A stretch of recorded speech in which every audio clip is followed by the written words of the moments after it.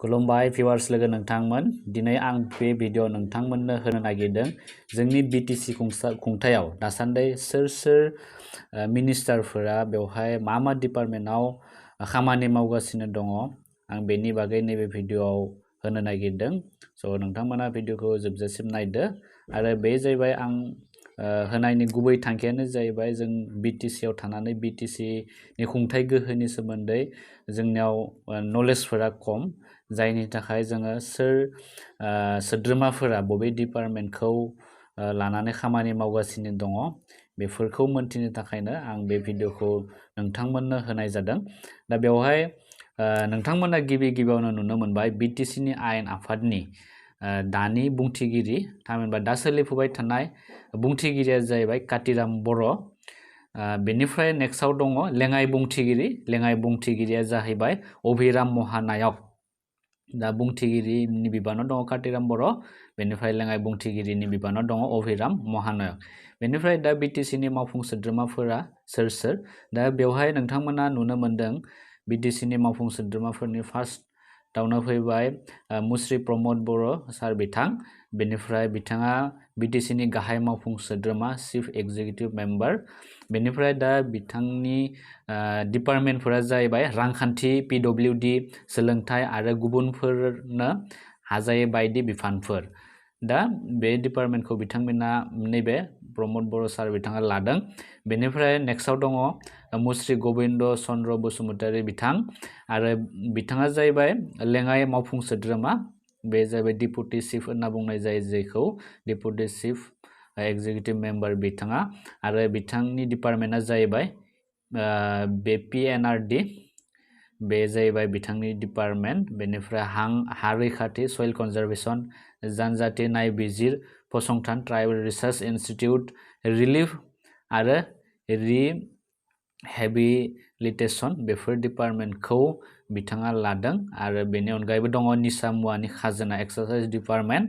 बेनिफ्राय नेक्स्टआव दङ रनजित बसुमतारी बिथांनि डिपार्टमेन्ट बेफोर गासैबो EM executive member of BTC बेनिफ्राय बिनि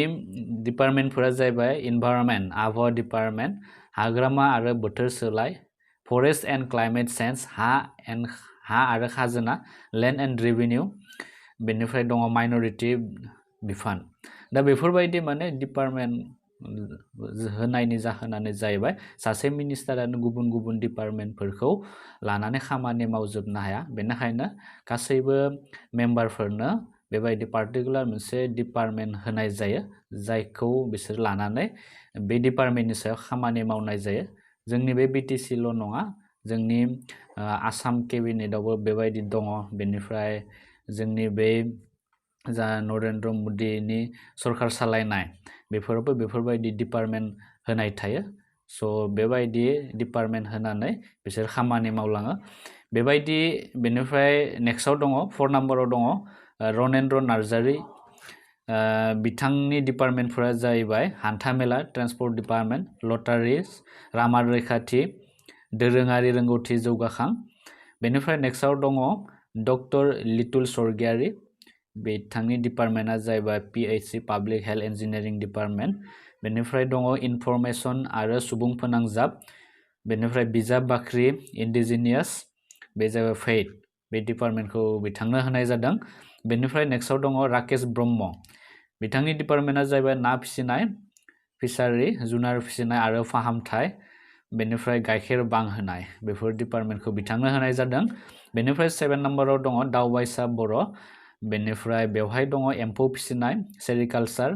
गेलेमु आरो लाइमोन अनसाय स्पर्ट्स एन्ड इयथ वेलफेयार डिपार्टमेन्टखौ बिथांनो होनाय जादों बेनिफ्राय हारिमुवारि बिफान कालचारेल एफेयार इन्डिजिनियास गेलेनायखौ दावगाहोनाय स' बे जाहैबाय दावबायसा बर' बिथांनि डिपार्टमेन्ट बिथाङा बेनि सायाव खामानि मावगोन बेनिफ्राय दङ उकिल मुसाहारि बिथांनि डिपार्टमेन्टफोरा जाहैबाय दै जगाय जामु आरो रायजोफोरनो जामु राननाय बेनिफ्राय दङ कन्जु कुमार बिफान क'अपारेसन बेनिफ्राय SC फोरनि अनसाय दा बेखौ बिथांनो होनाय जादों बेनिफ्राय घनश्याम दास बिथांनि डिपार्टमेन्ट थामहिनबा बिथाङा बबे डिपार्टमेन्टनि सायाव खामानि मावनो हागोन बे जाहैबाय आबाद आरो आबादारि अनसाय एग्रिकालचार एन्ड फार्मार वेलफेयार मैगं थाइगं हर्टिकालचार बे डिपार्टमेन्टखौ बिथांनो होनाय जादों बिथाङा बेनि सायाव खामानि मावगोन बेनिफ्राय नेक्स्टआव दङ अरुप कुमार दे बिथांनि डिपार्टमेन्टआ जाबाय सावस्रि आरो नखर अनसाय बेनिफ्राय जोनोम आरो थैनाय रेजिस्ट्रेसन खालामनाय फोरनि बेनिफ्राय ओबीसी फोरनि अनसाय बेखौ होनाय जादों बिथांनो बेनिफ्राय नेक्स्टआव दङ धर्मनारायण दास बिथांनि डिपार्टमेन्टआ जाहैबाय दावबाय टुरिज्म सेक्टराव होनाय जादों बिथांनो टुरिज्म डिपार्टमेन्टआव बेनिफ्राय समाजारि बिजिरनाय आरो गोहो होनाय ससियेल जास्टिस एन्ड एम्पावरमेन्टआ बेनिफ्राय दङ सीमा ओनसोल जौगाखांहोनाय बर्डार एरियाफोरखौ डेभेलपमेन्ट खालामनाय बे डिपार्टमेन्टफोरखौ नैबे धर्मनारायण दासआसो मावफुंनो हायो गुबुन मिनिस्टारा मावफुंनो हाया जाय डिपार्टमेन्टखौ होनाय जादों मिनिस्टारनो बे डिपार्टमेन्टनि मानसियासो बेखौ मावफुंनो हायो बेनिफ्राय बेवहाय नेक्स्टआव दङ सन्जीब तान्ति बिथांनि डिपार्टमेन्टआ जाहैबाय साहा आबादारिफोरनि अनसाय वेलफेयार अफ दि ट्राइब्स बेनिफ्राय दङ मावदांसा आरो थिसन बेनिफ्राय इकनमिक एन्ड स्टेटिस्टिक्स बेनिफ्राय बिगियान आरो बिरोंदामिन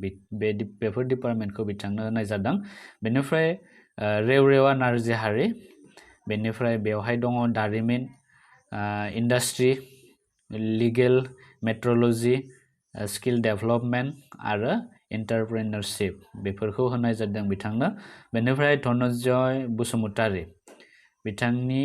डिपार्टमेन्टफोरा जाहैबाय हेन्डलुम एन्ड टेक्सटाइल दानाय लुनायनि बिथिङाव बिथाङा खामानि मावगोन बेनिफ्राय फुड प्रसेसिं बेनिफ्राय नेक्स्टआव दङ विल्सन हासदा बिथांनि डिपार्टमेन्टआ जाहैबाय नोगोर जौगाखां माने नोगोरफोरखौ डेभेलप खालामनायनि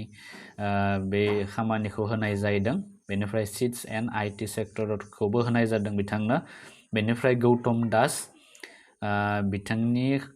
डिपार्टमेन्ट थामहिनबा खामानिफोरा जाहैबाय ससियेल वेलफेयारनि सायाव बिथाङा नोजोर लाखिनांगोन खामानि मावनो नांगोन मेन्टेल हेल्थ एन्ड हेपिनेस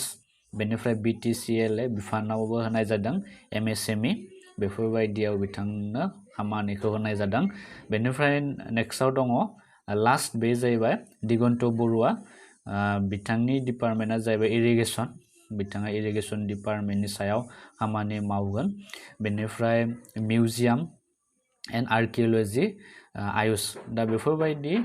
मोनसे पार्टिकुलार डिपार्टमेन्टफोरखौ गासैबो फोरनो होनाय जायो आरो दासान्दि जोंनि BTC आव गासै 17 फोर दङ दा नोंथांमोना मोनथिखाबाय बबे डिपार्टमेन्टखौ सोर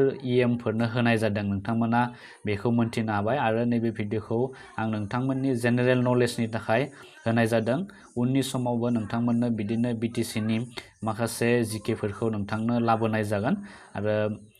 बिदिनो जोङो फैबाय थानाय समफोरावबो आसामनि बा गुबुन गुबुन जा जिकेफोर दङ सोलोंनो गोनां बेफोरनि बागैबो भिडिअफोर लाबोनो नाजागोन स' भिउवार्स लोगो नोंथांमोन उननि गोदान मोनसे भिडिअ नोंथांमोन गासैखौबो लोगो मोनफिनगोन थेंक इउ फर वाचिं